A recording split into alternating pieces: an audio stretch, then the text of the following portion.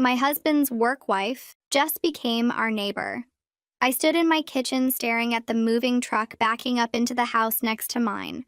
The house had finally been sold after the previous owner moved to Florida a couple months back. I baked cookies to welcome them to the neighborhood and walked over. The front door was open with boxes everywhere. I knocked on the frame and called out, "Hello? I'm from next door. I brought some cookies." I heard footsteps coming from the back of the house, heels clicking on hardwood, and then she appeared. Blonde hair perfectly styled, pencil skirt and silk blouse like she was dressed for the office, not for unpacking boxes. A smile that didn't quite reach her eyes. "Oh my God," she said. "Elena, right? Brad's wife?" It was Megan. The Megan. My husband Brad complained about her all the time, saying she talked too much and always needed his help with projects. He said she wouldn't leave him alone, like a cockroach who never died. She had even started calling herself his work wife just because they spent so much time together at work. "Surprise," she said, and something about the way she said it made my skin crawl.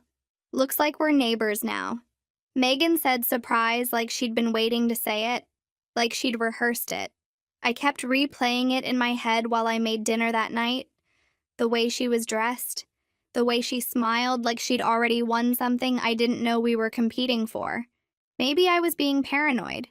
Maybe it really was just a coincidence. Coincidence? I think not, because coincidences don't usually make your hands shake when you think about them. Before we get into that, let me tell you how we got here. Brad and I had been married for 10 years. We met in college and got married 2 years after graduation. We have 2 kids now. Susie was 8 and Harry was 6. We'd worked hard to get to where we were, saved every penny, made sacrifices. And last year we finally bought our dream home in the neighborhood we'd always wanted. Good schools, safe streets, friendly neighbors, or so I thought. I'd heard about Megan for years. Brad worked in finance and she was in accounting. According to him, she was the most annoying person in the entire company. She talked constantly, laughed too loud at meetings, and showed up at his desk multiple times a day asking questions she could easily Google. "She's exhausting," he'd say when he came home from work. "I don't know how anyone deals with her." I felt bad for him, honestly. He'd come home stressed out with a new thing Megan did that bothered him. And then she started calling herself his work wife. Brad told me about it in disgust, said she'd introduced herself to a new employee as Brad's work wife, and he wanted to disappear into the floor. And she only continued saying it in meetings, in emails, to clients. She'd refer to herself as his office better half and laugh. "That's so inappropriate," I said when he told me. "That's Megan," he replied. "No boundaries, no self-awareness. She actually thinks it's cute." "Why don't you just talk to HR?" I asked. "And say what? She's annoying? She asks for help with work?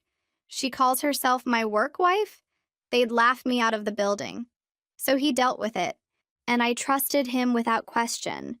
Because who complains that much about someone they're actually interested in? Brad came home from work a few hours after I met Megan, and he stopped dead cold in his tracks when I told him she bought the house next door. His face did something I couldn't read. "That's weird. She never mentioned she was house hunting." "This is going to be a problem," I sighed. "Why?" "She's just a neighbor now. It's probably a coincidence. Nice neighborhood, good schools, makes sense." He said it so casually, so dismissively, like I was being ridiculous. But that didn't make sense. Brad should have been annoyed. That's the thing I couldn't stop thinking about. For 4 years, he complained about this woman nonstop. She was exhausting. She was clingy. She wouldn't leave him alone. And now she's living 10 feet from our bedroom, and he shrugged it off like I told him we were out of milk. Something was wrong with that math. Something didn't add up. And I was going to pay very close attention until I figured out what. It didn't take long for Megan to start making herself at home. Not in her house, in mine. The first time she knocked on our door was a Sunday afternoon. Brad was in the backyard grilling burgers, and I was setting the table when the doorbell rang. Megan stood there holding a bottle of wine and smiling. I smelled the barbecue and thought I'd bring something to contribute. Hope that's okay? I tried to be welcoming. I really did. Maybe Brad and I had judged her too harshly, and she really was just lonely and looking for friends. So I handed her a plate and poured her a drink and made space for her at our table. But then he sat down next to Brad. Not across from him where there was an empty chair. Next to him. So close their elbows touched when they reached for the salt. "You don't mind, do you, Elena?" she asked after she'd already sat down. "Brad and I sit next to each other at every work lunch." Force of habit. I minded. But I smiled and said it was fine because what else could I say? Don't sit next to my husband at my own dinner table? I'd sound insane. Halfway through the meal, Susie spilled her juice, and before I could grab a napkin, Megan was already up. "I've got it, sweetie," she said, wiping down my daughter's shirt with the towel I kept by the sink. The towel she somehow knew was there even though she'd never been in my kitchen before. There. Good as new. "You know your daddy spills things at work all the time, too. I'm always cleaning up after him." "You clean up after Daddy?" Susie asked. "Someone has to." Megan laughed. "He's helpless without his work wife. Right, Brad?" Brad chuckled and shook his head, but he didn't correct her. Didn't say, "Actually, you're not my work wife." Just let it sit there like it was true.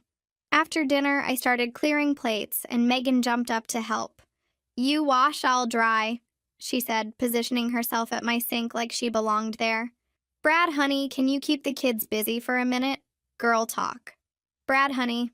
She called my husband honey in my house, and he just nodded and took the kids outside like it was normal. "So," Megan said once we were alone, "how long have you and Brad been together?" 12 years, 10 married. Wow, that's a long time. Things must get pretty routine by now, huh? We're happy. Oh, I'm sure you are. I just mean it must be hard. Keeping things exciting after so long. Brad told me you guys have been in a bit of a rut lately. I stopped washing. He said that? Don't worry. He didn't go into detail. He just mentioned things have been a little stale. Intimately. She said that last word quietly, like we were sharing a secret. I told him that's totally normal. Every marriage goes through dry spells. Because she knew so much about marriage. My husband had talked to this woman about our intimate life. About our dry spells.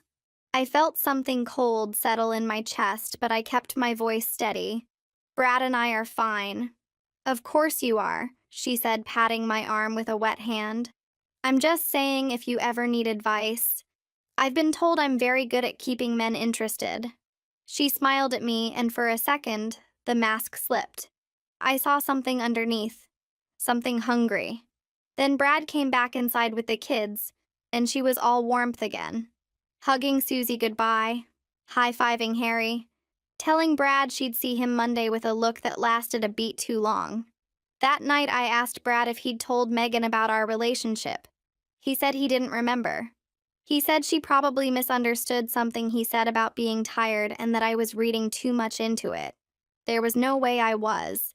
The next few weeks, Megan found reasons to be at our house constantly. She needed Brad's help with her garbage disposal. She wanted to borrow our ladder. She brought over cookies she'd baked and just happened to arrive right when Brad got home from work. Every time I answered the door, she looked past me like she was searching for him. "Is Brad here?" became her greeting. Not "Hi, Elena." Not "How are you?" Just "Is Brad here?" One afternoon, I came home early from errands and found her in my backyard. She was pushing Susie on the swing set while Harry kicked a soccer ball nearby. Brad was at work. I hadn't given her permission to be there. "Elena, hi," she said like I was the visitor. The kids were playing outside and I thought I'd keep an eye on them. "I know your sitter leaves at 3 and I saw her car pull away so I figured I'd step in." "You're welcome." I was only gone 20 minutes. You can never be too careful. There are crazy people everywhere. She hopped off the swing and smoothed down her dress. "Susie was just telling me about her dance recital. I'd love to come watch, if that's okay with you." Susie looked at me with hopeful eyes. Can she, Mom? Please? What was I supposed to say? No, this woman who's been nothing but nice to you can't come to your recital because Mommy has a bad feeling? We'll see, I said, and Megan smiled like she'd already won. She came to the recital. She brought flowers, bigger than the bouquet Brad and I brought. She sat in the front row and cheered the loudest, and afterwards Susie ran to her first. I watched my daughter wrap her arms around this woman's neck, while I stood 3 feet away holding my smaller flowers like an afterthought. She's so talented, Megan said to Brad loud enough for everyone around us to hear. You must be so proud. We are, I said. Megan didn't look at me. Brad, remember when I did ballet? I showed you those pictures from when I was her age. Susie has the same natural grace. You did ballet?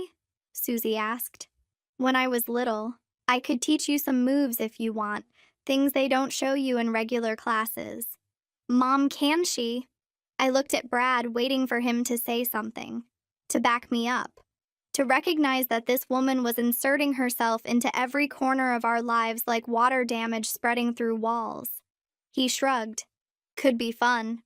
The lessons happened at Megan's house, twice a week.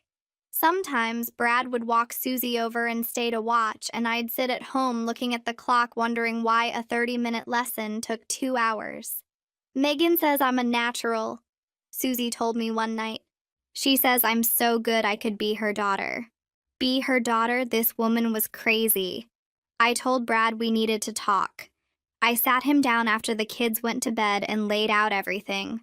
The comments about our relationship, the way she showed up uninvited, the lessons, the flowers, the way she looked at him like I wasn't standing right there. He listened. He nodded. Then he said, I think you're being paranoid. I'm not paranoid. I'm paying attention. Megan is just friendly. She doesn't have family here. She doesn't have kids. She's attached herself to ours because she's lonely. It's sad if you think about it. Brad, she told me we were in a rut. She said you talked to her about our intimate life. I never said that. Then why would she? I don't know. Maybe she was fishing. Maybe she wanted to see how you'd react. And that doesn't concern you? He sighed. What do you want me to do, Elena? She's our neighbor. She's my co-worker. I can't just tell her to go away. You can set boundaries. I have boundaries. Really? Because from where I'm standing, it looks like she has a key to our life and you're the one who gave it to her. He got quiet. I could see him calculating, deciding how much truth to give me. You used to hate her, I reminded him. 4 years, Brad. 4 years of coming home and telling me how exhausting she was, how she wouldn't leave you alone, how she was like a cockroach that never died. And now suddenly she's your best friend and I'm supposed to just accept that? People change, Elena. Do they? Or were you lying to me the whole time? He ran his hand through his hair. Fine. You want the truth? I exaggerated, okay? I complained about her because that's what people do about coworkers. I vented because I was stressed and she was an easy target. But she's not actually that bad. And honestly, I feel guilty about all the things I said. I was being hateful for no reason and I'm trying to be better. Trying to be better, I said, not believing him for a minute. Yes, I'm trying to grow as a person. I'm trying to stop being so negative about people who don't deserve it. And if you can't handle the fact that I want to be a better man, then maybe you're the problem here. Not Megan. You. I stood there taking it all in. He'd flipped the whole thing around. Somehow he made me the villain for noticing, turned himself the hero for changing. And somewhere in the middle, Megan got to be the innocent victim of my paranoid housewife fantasies. Fine, I said. Fine, Brad. Be better, grow, whatever. But I'm telling you right now something is off, and when it blows up, I need you to remember that I tried to warn you. He kissed my forehead like I was a child who'd just had a tantrum. Nothing is going to blow up. I promise. I let it go, or I tried to. I stopped bringing up Megan's name. I stopped questioning the ballet lessons and the random visits and the way she looked at my husband. I told myself I was being crazy and jealous, and maybe Brad was right. Maybe I was the problem. But 2 weeks later, I couldn't sleep. I went downstairs for water around midnight and glanced out the kitchen window like I always did. Our backyard was dark. The fence line was shadowed by the oak tree we'd planted when we first moved in, but there was movement. I squinted and stepped closer to the glass. There were 2 figures standing at the fence. Brad in his sweatpants and t-shirt, Megan in a silk robe that barely covered her butt. They were talking in low voices. I couldn't hear what they were saying, but I could see how close they were standing. I could see her hand resting on his forearm. I could see him leaning in like she was magnetic, and he couldn't help himself. She laughed at something he said and touched his chest. Let her fingers linger there for a second too long. He didn't step back. Didn't remove her hand. Just stood there, soaking it in like a man dying of thirst. I watched for 5 minutes. Watched her flip her hair. Watched him smile in a way he hadn't smiled at me in months. Watched whatever was between them pulse like a living thing in the dark. Then I went back to bed and pretended to be asleep when he came in 20 minutes later. The next morning, I waited until the kids left for school. I poured myself a cup of coffee and sat down across from Brad at the kitchen table. He was scrolling through his phone, eating toast like it was any other Friday. Like he hadn't been whispering with another woman in our backyard 12 hours ago. He looked up from his coffee. What? At the fence. With Megan. Midnight. Her in a robe. You with your hands all over each other. He set down his phone. It wasn't like that. Then tell me what it was like. I couldn't sleep. I went outside to get some air. She happened to be outside too. We talked for a few minutes. That's it. I watched you for 5 minutes. I saw everything. So don't sit there and tell me it wasn't like that when I watched it happen with my own eyes. He was quiet for a moment. I could see him running through his options. Deny harder. Gaslight more. Tell me I imagined it. Tell me I was dreaming. Tell me I was crazy. She's a touchy person, he finally said. That's just how she is. It didn't mean anything. Try again. Elena. No. I'm done accepting excuses that insult my intelligence. I know what I saw. You know what you did. So either tell me the truth right now, or I'm going to assume the worst and act accordingly. The kitchen was silent except for the hum of the refrigerator. Brad stared at his coffee cup like he was hoping it would swallow him whole. I waited. I wasn't going to fill the silence for him. He'd built this hole. He could climb out of it himself. Okay, he said finally. His voice was quieter now. Smaller. I'll admit I have some complicated feelings about Megan. Complicated feelings, I repeated. Yes. I don't know how to explain it. She just gets me in a way that's different. We have this connection at work, and it carried over, but nothing happened. It's just feelings. I can't control how I feel. I just didn't tell you because I knew you'd react like this. Like what? Like a wife who just found out her husband has feelings for another woman? How exactly should I be reacting, Brad? Should I throw a party? Bake her a cake? Should we invite Bella Hadid? Thank her for keeping you entertained while I'm busy raising our children? He flinched. Good. I'm going to handle it, he said. You better. You want to be a better person? You want to grow and change and stop being negative? Start with this. Get your shit together, Brad. I mean it. And I'm not saying this for me because clearly my feelings aren't enough to motivate you. Do it for Susie and Harry. They deserve a father who's present and committed, who doesn't blow up their lives because he couldn't figure out the difference between being friendly and being unfaithful. I haven't been unfaithful. Yet. You haven't been unfaithful yet. But you're standing at the edge of that cliff, and instead of stepping back, you're checking the view. I'm telling you right now, if you go over, I'm not jumping after you. I will take those kids and I will build a life without you, and I will not feel guilty about it for 1 second. He stared at me. He knew that if he actually cheated, I was going to take our kids and build a life without him, and I wouldn't feel guilty about it for 1 second. So it was up to him to grow a pair. I picked up my coffee and walked out of the kitchen, left him sitting there with his cold toast and his complicated feelings and the weight of everything he was about to lose. Here's the thing about ultimatums. You give them because you want the other person to fight for you. You want the version of them you fell in love with to show up and prove that person still exists somewhere underneath all the lies. But ultimatums are dangerous, because sometimes people do exactly what you asked. They say the right things. They make the right moves. They become everything you need them to be. And that's when you have to ask yourself the hardest question. Is this real? Or is this just a better performance? Brad came home that night with a bouquet of roses. He handed them to me and pulled me into a hug before I could say anything. We stood there in the kitchen for a long time with his arms around me and his chin resting on top of my head. "I'm sorry," he said quietly. "I've been an idiot." I didn't argue with him. I just let him hold me because fighting takes energy, and I'd spent all of mine. When he finally pulled back, his eyes were wet, and he looked like the man I'd married. Not the stranger who'd been defending Megan for months. My husband. The one I'd been waiting to come back. "I'm going to fix this," he said. "You and the kids are everything to me." "Then show me." "I will. Starting right now." He took the roses from my hand and found a vase under the sink. "Remember when I used to bring you flowers every Friday, when we were first dating? That was a long time ago.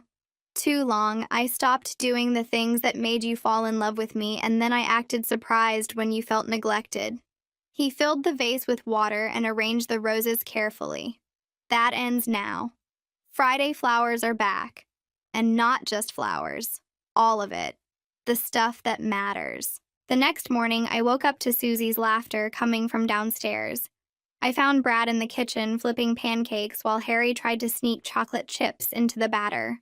The table was set. Coffee was made. Brad looked up when he saw me and smiled like nothing in the world was wrong. "Daddy's making heart pancakes," Susie announced. "He said the lumpy one is for you because you like imperfect things. That's why you married him." Brad shrugged. Her words, not mine, but also accurate. "How long have you guys been up?" I asked, pouring myself coffee. "Since 7, Brad said. "I wanted to let you sleep in. You've been carrying everything around here for months, and I've been too checked out to notice. So today, you rest. We've got breakfast handled. Right, guys?" "Right," Harry and Susie said in unison. "And after breakfast, we're going to the park," Brad continued. "Then ice cream. Then whatever Mom wants to do. Today is Elena Appreciation Day." "That's not a real thing," I said. "It is now. I just invented it." I sat down and watched them. This was what our Saturday mornings used to look like before everything got complicated. Before I started dreading weekends because it meant more time to notice things I didn't want to see. We spent the day at the park. Brad pushed Susie on the swings and let Harry climb on his shoulders even though he always complained about his back afterward. At one point he jogged over to where I was sitting on a bench and handed me a dandelion. "Harry picked it for you, but he was too shy to bring it over himself." I looked at Harry, who was pretending to be very interested in a squirrel. "Tell him I love it." "I will," he laughed, then grabbed my hands. "I made reservations at that steakhouse you like. Mom already agreed to watch the kids." "You called your mother?" "This morning.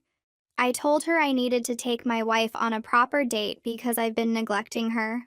He sat down next to me. "She said it's about time and that she always knew you were too good for me." Smart woman. She really is.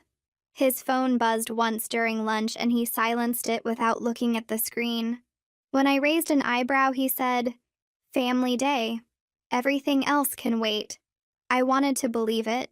I wanted to sink into this version of my life and forget the last few months ever happened.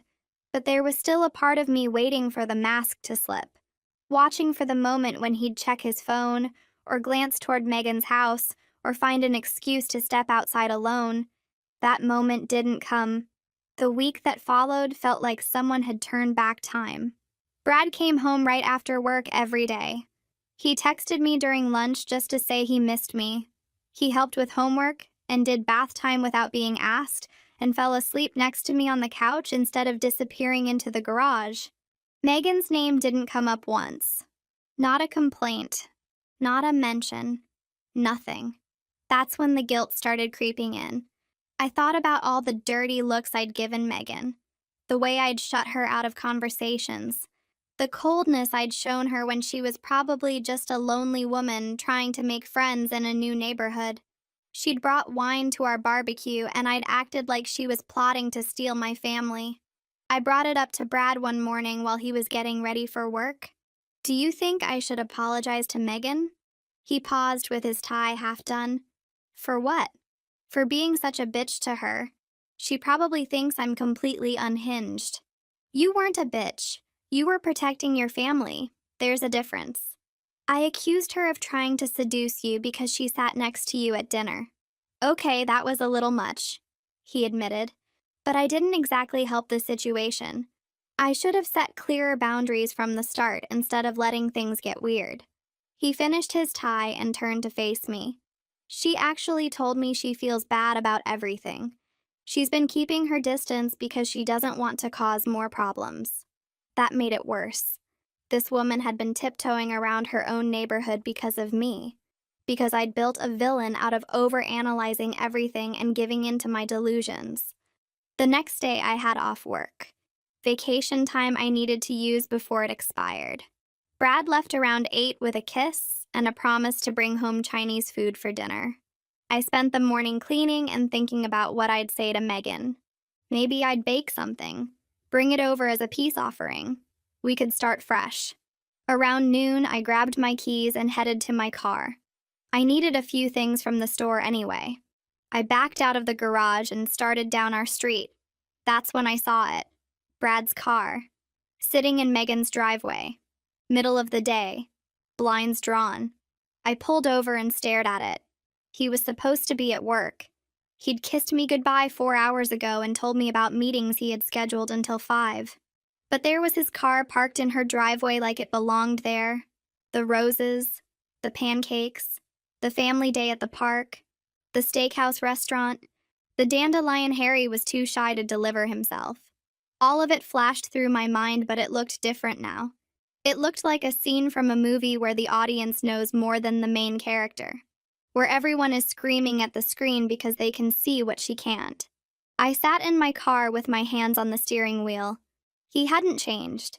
He'd just gotten better at making me believe he had.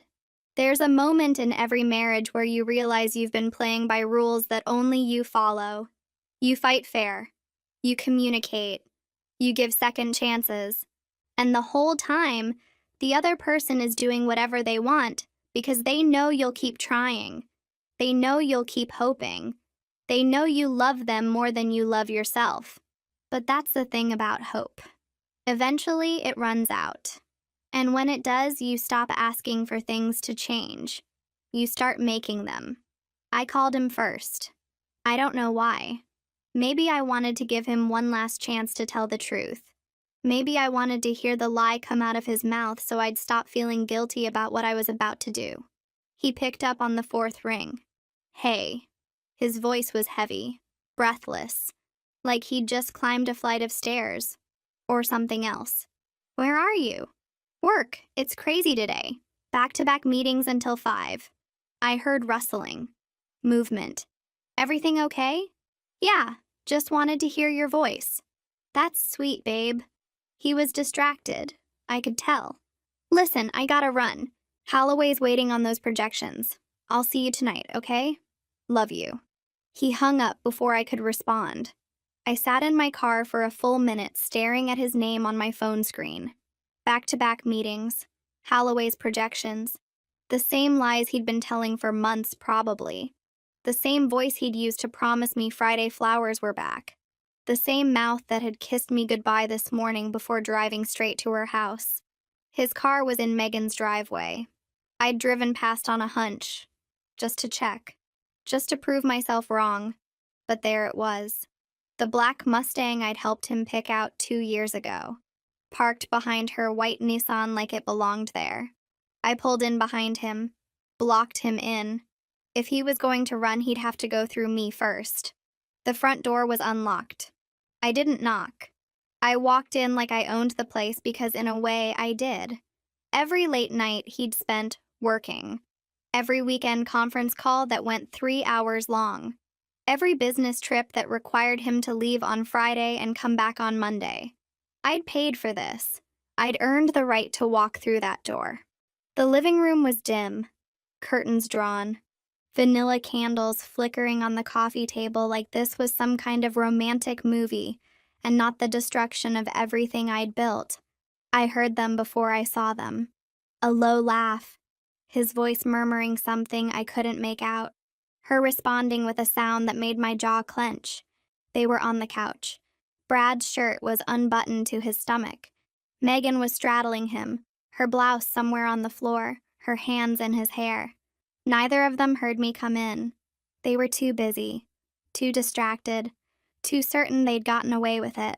Back-to-back meetings, huh? Brad's head snapped toward me so fast I thought he'd hurt himself. He shoved Megan off his lap and scrambled to his feet, his hands flying to his buttons like covering up, now would erase what I'd already seen. Elena? He said my name like it was a foreign word, like he'd forgotten I existed. What are you... How did you... Your car's in her driveway, in the middle of a Tuesday, while you're supposedly in back-to-back meetings. I leaned against the doorframe, crossed my arms. I'm not a detective, Brad, but even I can solve that mystery. Megan didn't scramble. She didn't panic. She stood up slowly, smoothing her hair like she'd just woken up from a nap. Her lipstick wasn't even smudged. She reached for her blouse and pulled it on one arm at a time, taking her time, letting me watch. You could have texted first, she said. Given us a heads up. Sorry. Didn't realize I needed an appointment to catch my husband cheating. Cheating is such an ugly word. She buttoned her blouse from the bottom up. I prefer connecting. Brad and I have a connection. We always have. I'm his work wife, after all. That phrase again. She loved throwing that in my face, and he loved ignoring it. Brad stepped toward me, his hands raised like he was approaching a wild animal. Elena, listen to me. This isn't what it looks like. You're right. It looks like you were about to sleep with your coworker on her couch, but I'm sure you were just giving her CPR, mouth to mouth. Very thorough. I'm serious. His voice dropped, softened, the same tone he used when he was trying to talk me out of being upset about something. Megan and I were just talking. Things got out of hand, but nothing happened. You walked in before anything actually happened. Your shirt's unbuttoned and her bra's on the lampshade, but sure, nothing happened. Megan laughed. A short, sharp sound. She's smarter than you give her credit for, Brad. I told you she'd figure it out eventually. Shut up! He whipped around to face her. This is your fault. You pushed this. You moved here. You wouldn't leave me alone. Oh, please. Megan rolled her eyes. You were texting me before I even signed the lease. You helped me pick out the paint colors. You told me which side of the fence had the better view of your bedroom window. Don't act like you're the victim here. I watched Brad's face change, the panic changing to something harder, something meaner. He turned back to me with a look I'd never seen before. Or maybe I had, and I just refused to recognize it. You know what? Fine. Yes. Megan and I have been spending time together. But have you asked yourself why? He took a step closer. When's the last time you looked at me the way she does? When's the last time you made me feel like I mattered? You're so busy with the kids, with work, with your little projects. You haven't touched me in weeks. You barely talk to me anymore. What was I supposed to do? Not sleep with the neighbor seems like a good start. You created this situation. If you'd been paying attention to your marriage, so this is my fault. I nodded slowly.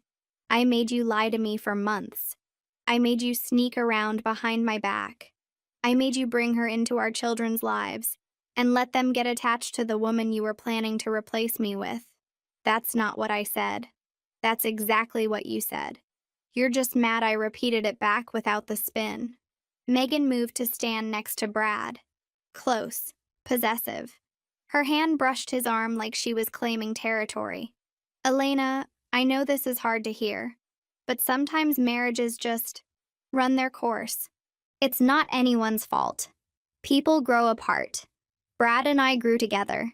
These things happen. These things don't just happen. They require lying, scheming, moving next door to someone else's family, and systematically inserting yourself into their life. I smiled at her. That's not fate, Megan. That's a plan. Think what you want. She shrugged. It doesn't change anything. You're right. It doesn't. I looked at Brad. I want you out of the house tonight. We'll figure out the rest through lawyers. Elena, wait. Brad grabbed my wrist. We can work through this. Couples survive affairs all the time. We have kids. We have a history. You can't just throw that away because of one mistake. One mistake that lasted how long? 6 months? A year? I pulled my arm back. When did it start, Brad? Before she moved here? After? Was I making you feel neglected when I was planning Susie's birthday party or when I was up all night with Harry's stomach flu? You're being dramatic. And you're being a coward. Pick one of us and say it out loud. Right now. Silence. Brad looked at me, then at Megan, then back at me. His mouth opened, closed, opened again. Megan filled the silence for him. There's something you should know before you make any big decisions. Her hand moved to her stomach, rested there, light, almost casual. I'm pregnant. 8 weeks. Brad's baby. The room stopped. Everything stopped. I could hear the candle flames flickering, the hum of the refrigerator in the kitchen, the sound of my own heartbeat pounding in my ears. You knew? I asked Brad. She just told me, today. That's why I came over. I was trying to figure out how to handle it. His voice cracked. I was going to tell you. I swear. I just needed time to think. Time to think. I laughed. The sound was hollow. Your girlfriend's pregnant, and you needed time to think about whether to mention it to your wife. She's not my girlfriend. She's carrying your baby. I think that qualifies. Megan smiled. That same sweet, patient smile she'd used at every barbecue, every school event, every conversation where she'd pretended to be my friend while planning to take everything I had. This doesn't have to be a disaster, she said. Plenty of families make blended situations work. Brad can be there for you and the kids and still be involved here. We're all adults. We can figure this out together.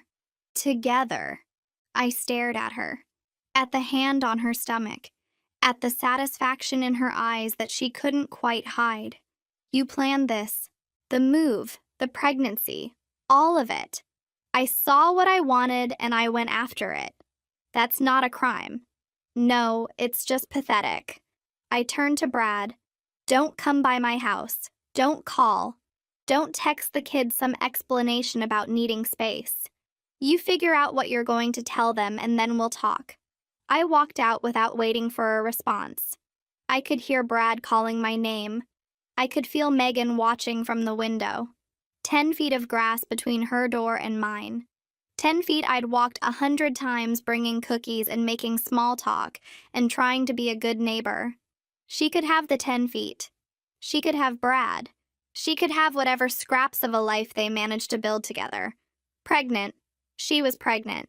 Megan stood there with her hand on her stomach like she'd already won. Like that baby was a checkmate and I was supposed to tip over my king and walk away. Brad couldn't even look at me. He knew what he'd done. He knew there was no explaining this away. But here's what neither of them understood. A baby doesn't save a sinking ship. It just means there's one more person on board when it goes down. And I was done drowning for people who wanted to watch me sink.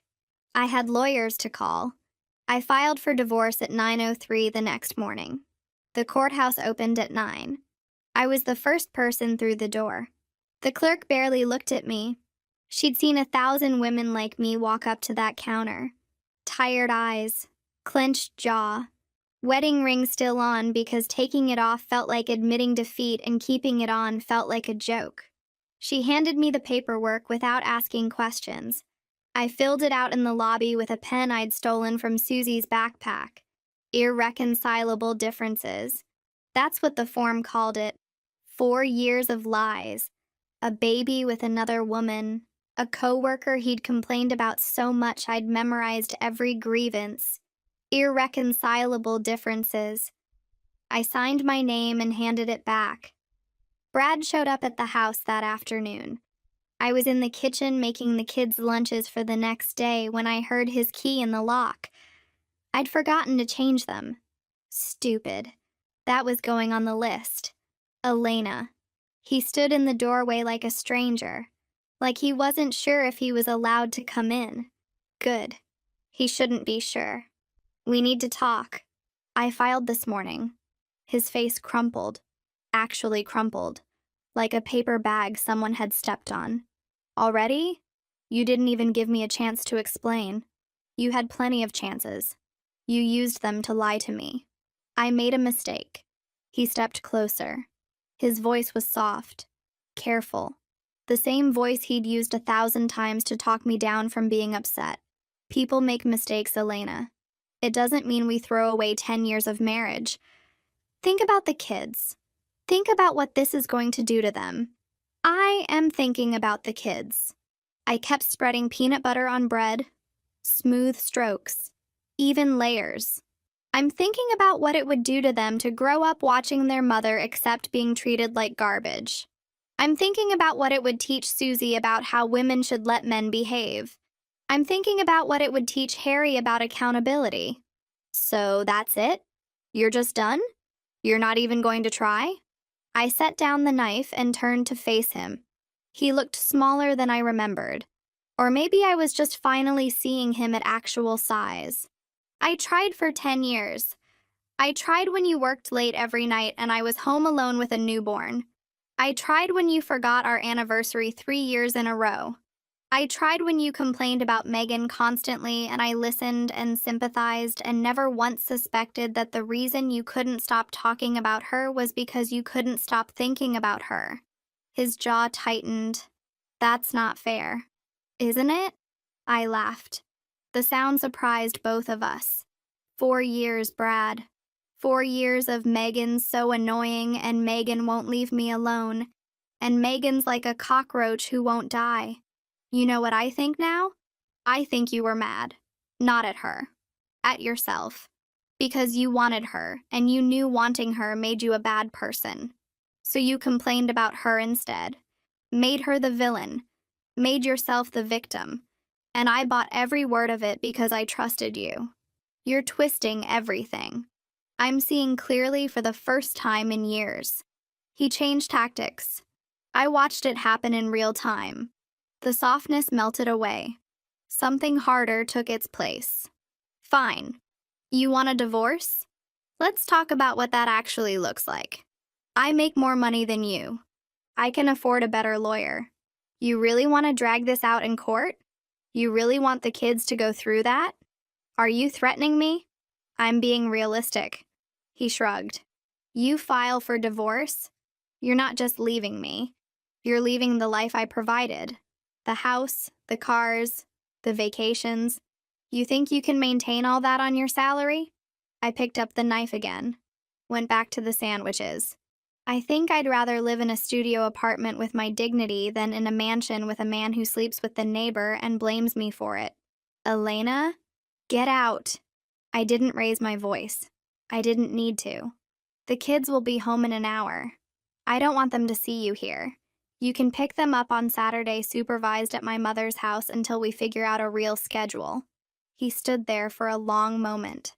I could feel him weighing his options, trying to figure out an angle that would work. There wasn't one, so he left without another word. The divorce took 4 months. 4 months of lawyers and paperwork and custody negotiations, and Brad showing up to every meeting with a new strategy. First, he tried remorse, then he tried anger, then he tried making me look unstable. His lawyer brought up my erratic behavior and paranoid accusations. My lawyer brought up the text messages I'd subpoenaed from his phone. 14 months of conversations with Megan, explicit photos, plans to leave me once Harry started kindergarten so it would be less disruptive. The judge gave me primary custody. Brad got every other weekend and Wednesday dinners. He also got the privilege of paying child support for 2 households now, since Megan's baby was due in 5 months. I saw them together once, about 3 weeks after the divorce finalized. I was picking up Susie from ballet, the class Megan had stopped offering once she realized free access to my kids wasn't part of the package anymore. Brad's car was parked outside Megan's house. I could see them through the window. She was gesturing wildly. He was sitting on the couch with his head in his hands, the same couch I'd found them on. Funny how different it looked now. The moving truck showed up at Megan's house 6 weeks later. I watched from my kitchen window as she loaded boxes into the back. Alone. Brad's car was nowhere to be seen. My mother told me later what happened. Small town. Word travels. Apparently, Megan hadn't realized that Brad's lifestyle was mostly funded by our dual income. The house we couldn't really afford. The cars we'd leased instead of bought. The credit card debt we'd been juggling for years. She thought she was getting a successful finance guy with a nice house and a stable future. What she got was a man paying child support to 2 women, living in a 1-bedroom apartment, and crying into his beer about the family he'd thrown away. She left him 3 weeks before the baby was born. I don't know where she went. I don't care. The house next door sat empty for 2 months before a nice older couple bought it. They brought me cookies the day they moved in. I almost laughed. Brad still picks up the kids every other weekend. He's thinner now, quieter. The charm that used to work on everyone doesn't seem to fit him anymore. Susie told me he cries sometimes when he thinks she's not looking. Harry asked me last week if Daddy was sad because of something he did. I told him no. Daddy was sad because of something Daddy did. And that's an important difference.